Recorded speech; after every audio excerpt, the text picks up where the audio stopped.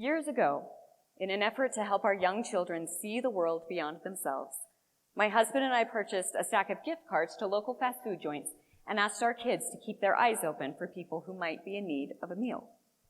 As we were driving in Salt Lake City one day, they remembered the assignment and identified a man standing on a street corner asking for food and for help.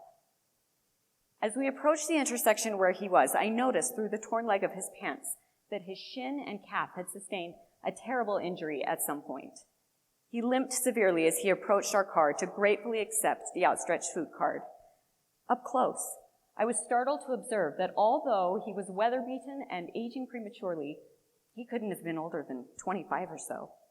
I left the intersection feeling troubled, and I'm troubled still. I'm not the only one who's worried. Policymakers, community organizations, and regular citizens alike are alarmed, and they have good reason to be. Between 2022 and 2023, Utah saw a 9% increase in the number of people experiencing homelessness for the first time. The use of fentanyl, a drug increasingly synonymous with street use and homelessness, is on the rise. The number of fentanyl pills seized in Utah rose from 1,600 to 714,000 in the space of 6 years. Despite a funding jump of over 600% for homeless services between 2016 and 2021, the outcomes we hope to see just don't seem to materialize, and the pressures on communities to find solutions persist. This is not meant to be an indictment of those working to mitigate the homelessness crisis. The attempt to cure the ills that already exist is important, and everybody working in that area is trying everything they can think of to move the needle. I have to observe, however, that if we don't do more to block the entry points to homelessness, we can expect to engage in mitigation efforts indefinitely. Let me share an experience that illustrates what I'm talking about. One night a few months ago, a friend of mine volunteered at a local overnight warming center for the homeless. He reported that of the 70-plus people there that night, a staffer on shift estimated that maybe only 1 or 2 would actually leave homelessness behind. I was quite startled by that grim assessment. I resolved to volunteer for a shift myself to see if another staffer on another night would give the same answer. And so, a few weeks later, in the wee hours of December 25th, I sat in a building as a steady rain drummed on the roof above and asked a staffer on shift the same question. Would the people here eventually leave homelessness behind? His answer was that most of them were choosing this life, albeit with decreased capacity to make good decisions, because it's easier in some ways to be homeless than it is to lead a clean life. With a furrowed brow, I glanced toward the room of drenched people sleeping on the floor beneath fluorescent lights, using their soggy backpacks and belongings stuffed into garbage bags as pillows, attempting to rest amid deafening snoring, and the interruptions of 50 people getting up at intervals to use the 2 available restrooms. Really? I asked doubtfully. It's easier to be homeless? How? Well, take me for example, he responded. I was just like these folks just a few months ago. I was dealing drugs and using, living on the street, and I'd been doing that for decades. But then my granddaughter asked me to stop, and that was it for me. I turned everything around. Now I do this, he said, motioning to the hygiene kits and sign-up sheets at the table where I sat. But I made a lot more money when I was dealing drugs. I can't really make a living doing what I'm doing now. Now I have to answer to someone, be certain places at certain times, and follow a bunch of rules. Before, I came and went as I pleased, and the only person I was accountable to was me. I think what I'm doing now is the right thing, but I feel like I gave up a lot of freedom when I made that choice. That's why these folks choose the life they do. They've gotten used to that kind of freedom, and they don't want to give it up. These experiences, combined with the data I shared before, lead me to believe that once a person enters the sphere of homelessness and street life, there's a lot we can do as communities to prevent that person's death from exposure or drug overdose or illness, and we should. But if we want to actually reduce homelessness, we need to apply many more of our available resources to prevention. I've sometimes thought of the young man on the street corner all those years ago. I often wish I had a time machine so I could arrive at the moment he went from teetering on the edge of the cliff to toppling over its precipice. I've often wondered if someone could have intervened in that moment. Could it all have been different? Perhaps the larger question is, if we as communities intervene in this moment, can it all be different? Can we actually prevent homelessness? Davis School District, in partnership with its nonprofit arm, Davis Education Foundation, has asked that question and is engaging in a groundbreaking experiment to answer it. It all centers on the idea that public schools and their surrounding communities are ideally positioned to stop homelessness before it ever really starts. So how are they going about the task? It begins with understanding the relationship between K-12 academic indicators and homelessness. First of all, it's important to understand that there are students in Davis School District already experiencing homelessness. The number of students classified as homeless under the federal McKinney-Vento Act has fluctuated between 1,200 and 1,700 over the past 5 years. The barriers they experience to academic success are sobering. The Utah Education Policy Center found that homeless students were 80% more likely to experience chronic absenteeism, and that those categorized merely as low income, and that chronic absenteeism resulted in students experiencing significantly lower reading levels, GPAs, and standardized test scores. Additionally, a homeless student was 7.4 times more likely to drop out of school than non-homeless peers. 2022 graduation data from Davis School District shows a 28-point difference between the general student population graduation rate of 92% and the homeless student population graduation rate of 64%. So, you might ask, if students are already homeless when they're attending public school, aren't they already in the pipeline toward adult homelessness? And the answer is yes, they are. But here's where school can disrupt that cycle. A survey among young adults 18 to 25 who reported experiencing explicit homelessness, meaning that they independently used the word homelessness to describe their own situations, revealed that those with less than a high school diploma had a 346% higher risk of homelessness than their peers who completed high school. This characteristic, lack of education, was by far the strongest correlate with risk of experiencing young adult homelessness when compared to other characteristics, such as being a young unmarried parent, low income, Black, Hispanic, LGBT, and it wasn't even close. Understanding the importance of school attendance and academic success in leaping off the path to homelessness led Davis School District leaders to have conversations about the barriers high-risk students experience. What was standing in their way of their ability to consistently attend school and perform well once they were there? Lack of basic things such as food, clothing, access to proper hygiene resources like showers and laundry facilities, transportation to school, and adults who understand how to navigate the academic system were identified as some of those barriers. After deliberation and a promise of staffing support from the Board of Education, Davis Education Foundation fundraised to build its first teen center.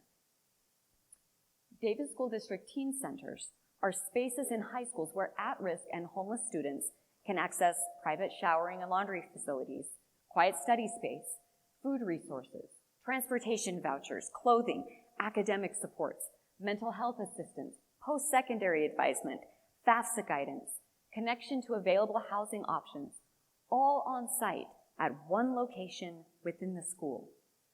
The first teen center opened at Clearfield High School in 2021, and from the very beginning, the sense of hope among donors and community members was palpable. While there are certainly vocal opponents to homeless services in every community, the idea of focusing on at-risk children and engaging in prevention efforts was met with overwhelming enthusiasm.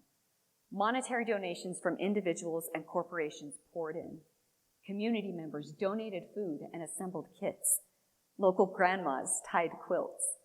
Students held fundraisers at their schools, and volunteers committed to tutor students and get them across the finish line to graduation. This community support continues with multiple requests each week to Davis Education Foundation from community members eager to participate in service on behalf of teen centers. So, how does a teen center work? Each one is staffed by a family advocate who takes on the title of Teen Center Coordinator. Family advocates are employed through the district's Student Services Department, and they connected students and their families with available resources and needed help long before teen centers ever existed. Family advocates not assigned to teen centers still float among several schools and provide the same services they always have. For the family advocates now assigned as teen center coordinators, however, the work is less about a change in services and more about a change in locational assignment, staying put in one school building and having resources immediately on hand and on site. The hours of operation for a teen center may vary from school to school depending on the individual needs of students. All are open during school hours, and many also provide services before and after school. Any student can walk into a teen center and access the resources there, and every resource provided is tracked in a data reporting system by the teen center coordinator. An initial visit for a granola bar to help a student power through a biology exam without the distraction of hunger probably doesn't raise much of a red flag. But if that student returns more often than is typical, the teen center coordinator might suspect that there is need for help meeting the basics, food, clothing, etc. The coordinator can then do what all family advocates do, reach out to parents and guardians to assess the level of need in the entire family and discuss what resources are available to help. For the student accessing the teen center, that help is focused on what will result in academic success and, ultimately, high school graduation. For McKinney-Vento students nearing the end of their senior year, success coaches are in place to help guide students in making up missing credits and completing requirements for high school graduation. A parent, a teacher, an administrator, a counselor, or another student can give a teen center coordinator a heads up if there is a concern about a student struggling in school because of homelessness or other barriers related to basic needs not being met. Now, in 2025, there are teen centers in 9 traditional and 2 non-traditional high schools in Davis School District. That is every high school. There is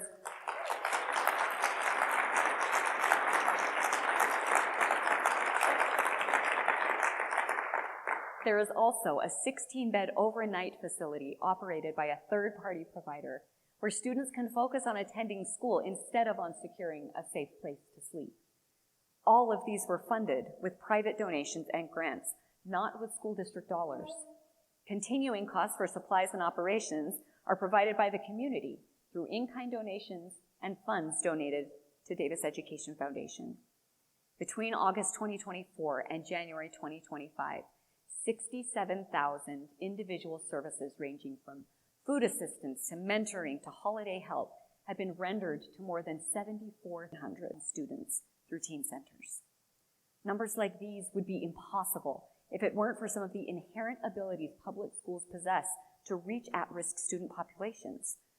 To begin with, even students who struggle to attend school will show up with some consistency for food and for friends, 2 things that public schools can provide. In addition, public schools are designed to chart long-term progress through data-driven approaches, something that is extremely difficult to do with adult homeless populations. Finally, public schools are one of the few places left in our society where members of all socioeconomic classes still converge and interact with one another. Researchers observe that cross-class interaction is important to social and economic mobility. My observation has been that socioeconomic circles become much more rigid when the common ground of public school disappears after high school is over, and the opportunity for social mobility along with it. We ought to be capitalizing on these advantages by bolstering the public school infrastructure we already have so we can increase its ability to seal off entry points to homelessness. My own outreach to school districts nationwide with the highest populations of McKinney-Vento students revealed that while many offer services to homeless students, None can claim a model or a data collection system that can match what we have with teen centers. Regardless of where you live, I am certain that there are homeless students in your community who could use your advocacy. Reach out to your local public school and see how you can help. And, if you're feeling especially ambitious, consider marshaling the resources in your own community to establish a teen center of your own. If you do, you might meet a student like Lewis. Lewis spent his adolescence bouncing between trailers and motels and open couches here in Bountiful, Utah. At age 16, during his sophomore year of high school, he and his family were evicted from their apartment. He began working full-time hours to help support his family while trying to attend school, all while sleeping on the floor of the long-term motel where they landed. He came to school to mark his attendance and to sleep during class, and that was it. He was bewildered when he went to his school's teen center and was given food and clothing. Two things, he said, that made it so he only had to worry about paying rent. With help from the teen center coordinator, he was able to start focusing on credit recovery and graduation. He finished high school last year with post-secondary plans in place and housing, and now he is thriving and hopeful about his future. Lives like Lewis's are complicated. Homelessness is complicated. I don't believe that there are any easy fixes. I do believe, however, that public schools, and particularly the targeted programs that they are uniquely positioned to deliver, hold the key to stopping homelessness before it ever really starts. Friends, it is within our power to do this now. No time machine necessary. So let's get to work. Thank you.